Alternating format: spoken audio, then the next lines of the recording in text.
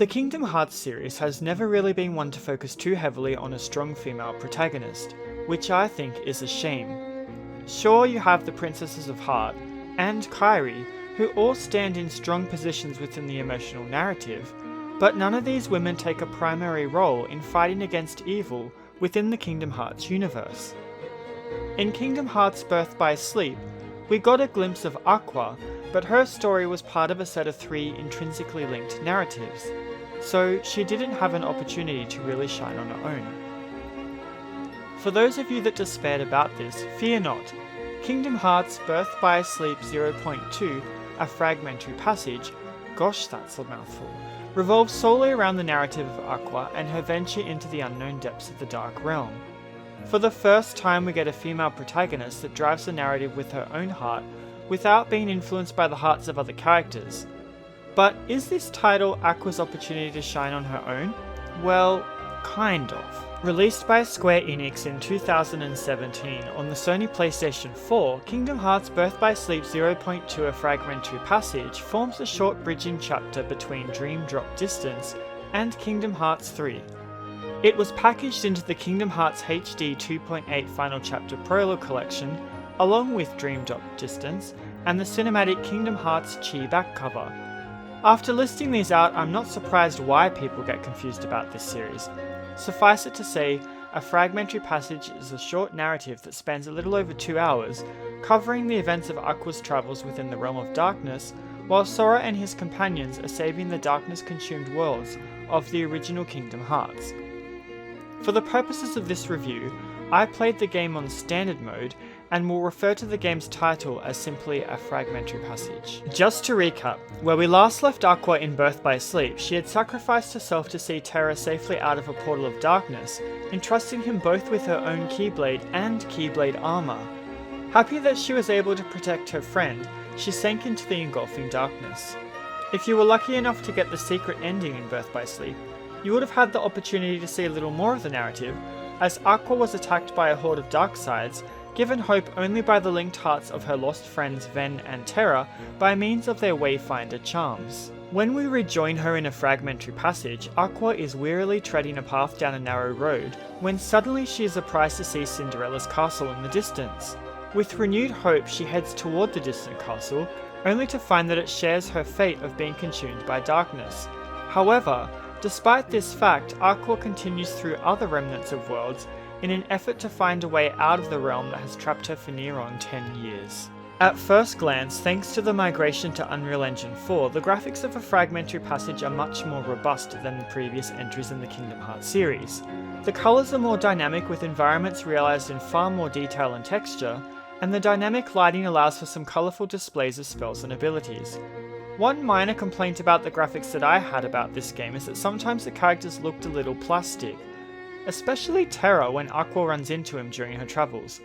Other than this, I appreciated that all characters had individually rendered digits on their hands, rather than some characters' arms supporting natural pasta scoops.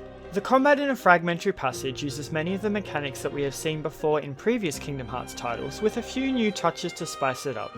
As always, Aqua can attack, parry, and jump her way through the fragmented worlds and combat alike. From Birth by Sleep, Aqua retains her double flight and air slide abilities to help her navigate the environments. As she begins at level 50, all the magic skills that she has are at the maximum iteration, for example, Firaga. Additionally, she can also use 2 different forms now called a style change that appeared in Birth by Sleep, her unique Spellweaver form and the Wayfinder form, which is tied to Mickey. Style changes are activated by landing subsequent hits successfully on an enemy. Above the command menu, yellow arrows will appear until eventually you can trigger the style change by pressing triangle. By using multiples of the same spell, this can also trigger a more powerful version of the spell in the same way. As you battle your way through the Dark Realm, Aqua will have several objectives that she can complete that will unlock a variety of cosmetic upgrades for her character. These upgrades serve no purpose other than their cosmetic nature, so it's almost like you're playing Barbie. Not that there's anything wrong with Barbie, but I felt like playing Dress Up with Aqua undermined her authority and took away some of her agency. She's supposed to be in a dire situation, but wait, let's dress her up in a nice print pattern and give her mini ears and some wings. I could understand this more if the situation was more lighthearted, but the reality is that it's not. There is no reason, in game lore, for Aqua to be able to find and equip various cosmetic upgrades to her character. She is the only character in the series that you can do this with. Why can't we cosmetically update Sora, Donald, or Goofy? I can't help but wonder, was this design choice made because she is a woman? Would it have been the same if the heroine was Kairi? What about Sora? The voice acting is on point, as is standard with the Kingdom Hearts title, and I felt that Willa Holland did a wonderful job conveying Aqua's doubts and despair through the dialogue that she presented. Only your heart is hollow enough to be demons. That's not true!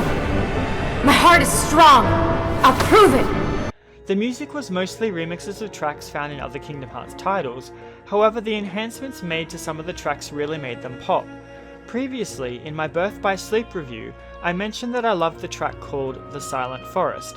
I'm happy to state that this track was mixed into The Dark Forest in this game.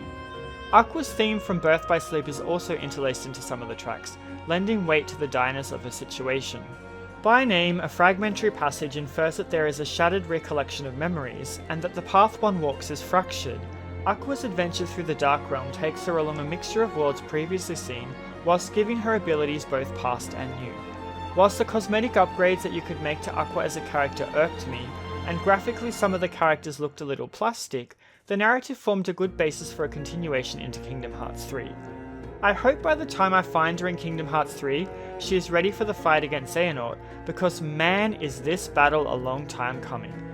If you are a fan of the Kingdom Hearts series and can look past the dress-up mechanic, I'm sure you'll enjoy the 2 or so hours spent with Aqua in a world that we, until now, have not been able to venture through in great depth. If you have some time to spare, why not help a sister out? By the way, my main complaint with this game was that the only bonus thing you could do really was tied to cosmetic upgrades to Aqua. What do you think of this mechanic? Is it something you enjoy? Would you prefer it to be expanded to other characters in the series? Or should it be put back on the shelf? I personally don't mind being able to change costumes of characters, like how in Final Fantasy XIV you can glamour your character, but when it doesn't make sense to be in the game, and that it's stereotypically tied to a female character, that's when I wonder if the developer put much thought into the mechanic at all. Let me know what you think in the comments. As always, thanks for watching, and I look forward to seeing you again next time.